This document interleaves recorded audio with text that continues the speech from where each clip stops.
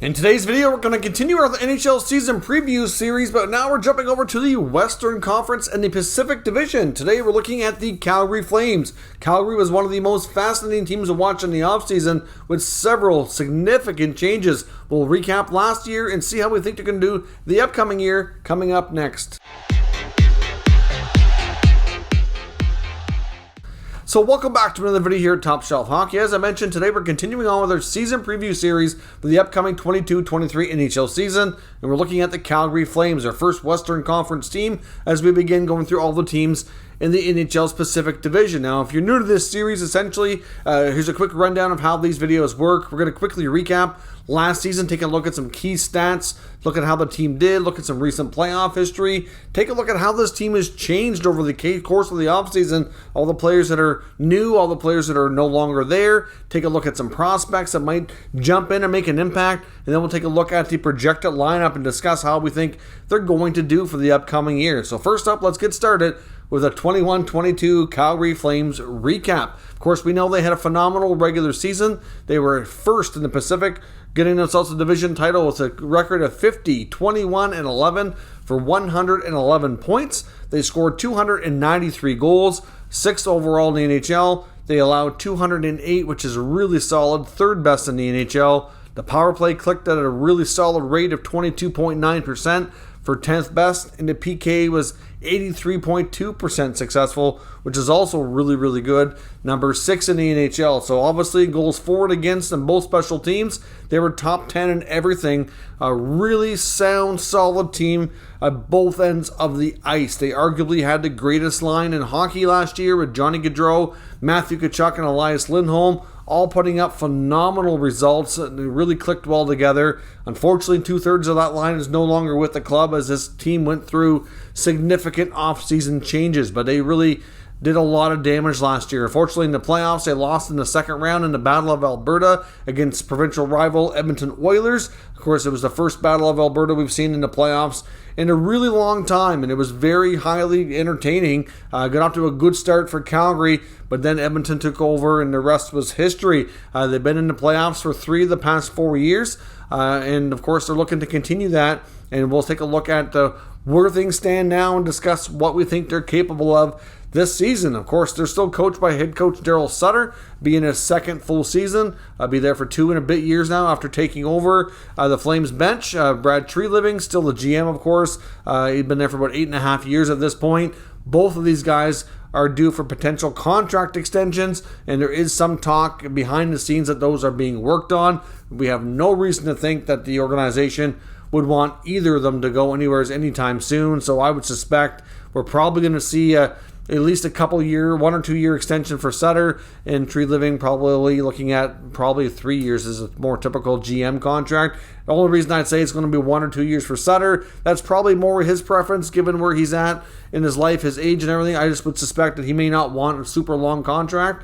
That's why I feel probably 2 years is most likely what they'll come to agree on, but that will hopefully be sorted out and confirmed sometime in the near future. Like I said, there's no reason to think that either of them are going anywhere anytime soon. Now, let's take a look at how this team has changed this offseason. Of course, the Calgary Flames were involved in what I call one of the biggest trades in the past decade in the modern cap era, to be completely honest, with the Matthew Tkachuk trade going to the Florida Panthers for Mackenzie Weegar and Jonathan Huberdeau. Of course, Huberdeau and Weegar, significant new additions to this team.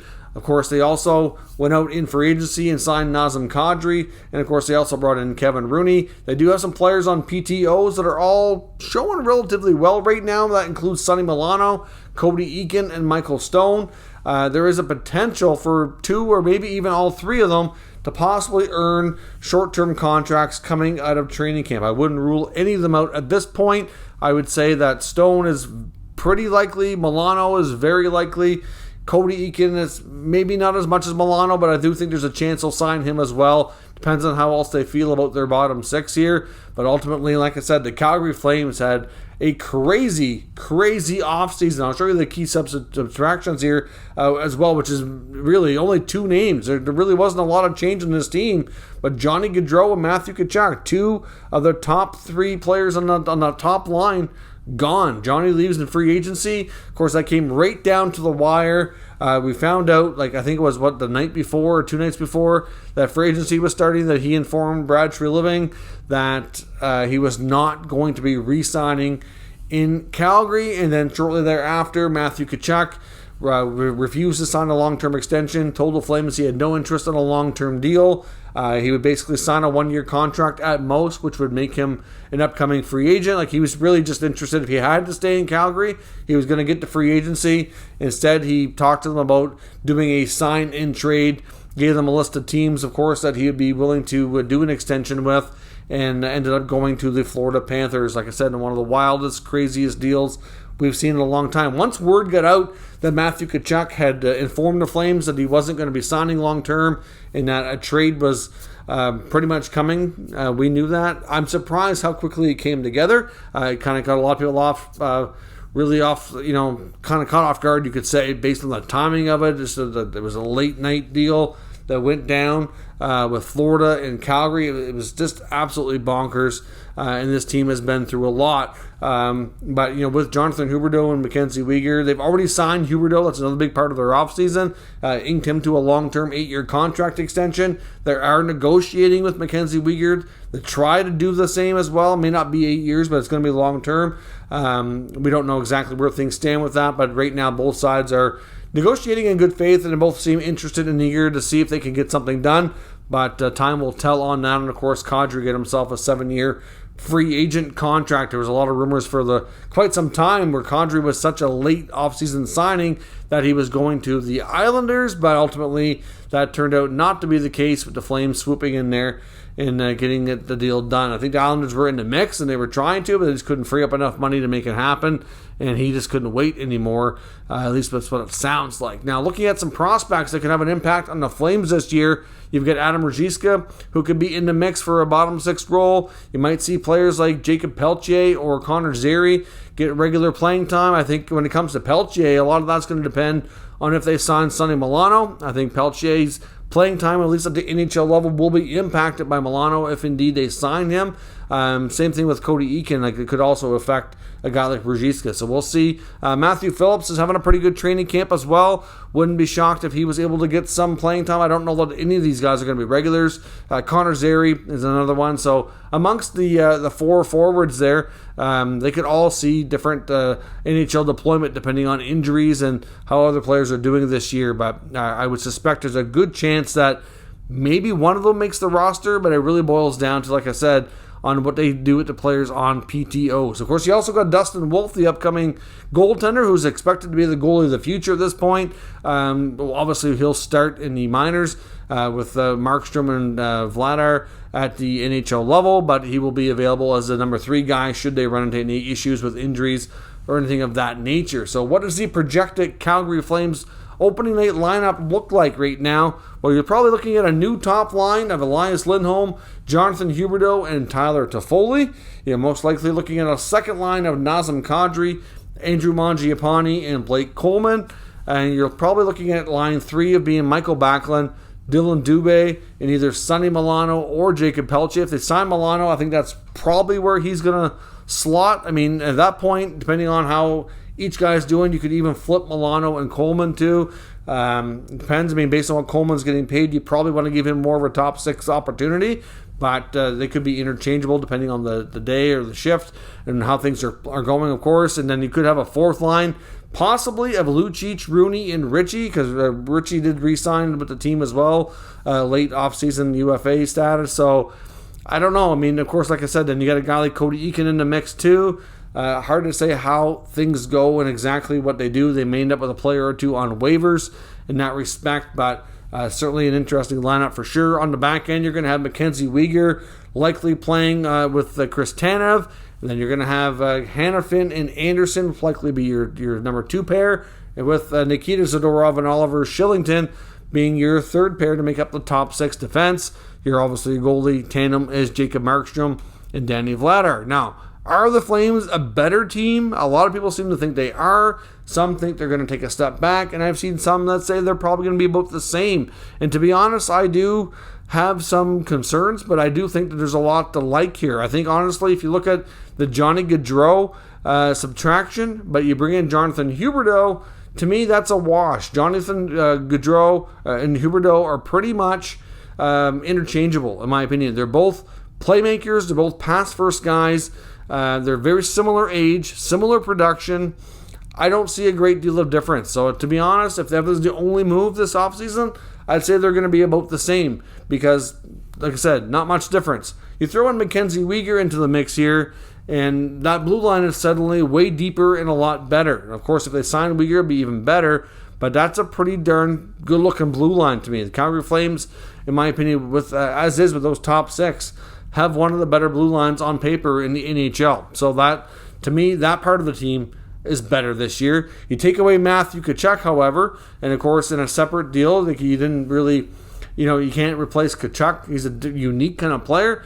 You brought in Nazem Kadri as a free agent, different position, different age, different production levels. So, yeah, I mean, at the same time, like, they're still going to be a really good team.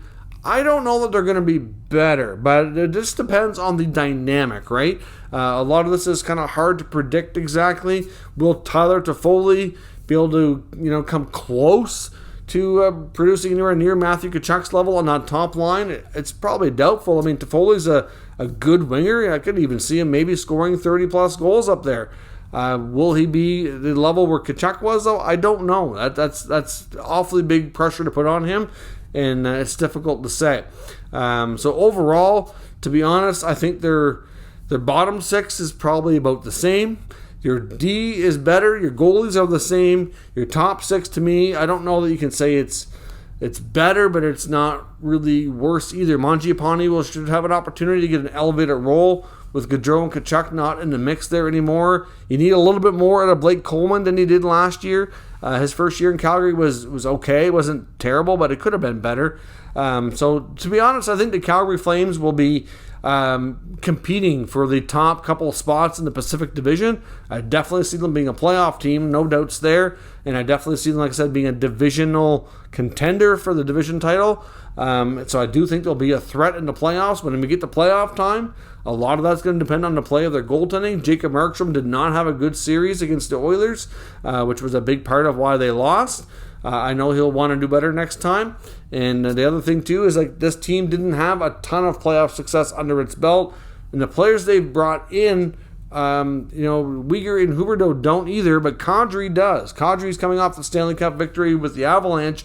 That experience will be extremely helpful, I think, and his leadership there will be good. So to me, they're really good down the middle. They get a really good blue line, and they're really good in the back end and between the pipes. So those are your three premium positions, with the wingers being a little less premium, a little bit easier to replace, and they have some good wingers too. So I'm not entirely convinced that they're going to be better because they were really, really good last year, but I think they're probably equally as good. And the changes that they've made, to me, obviously like Kadri's older than Tkachuk, so I don't know. I think long term, maybe they would have been better for longer if they were able to keep Tkachuk.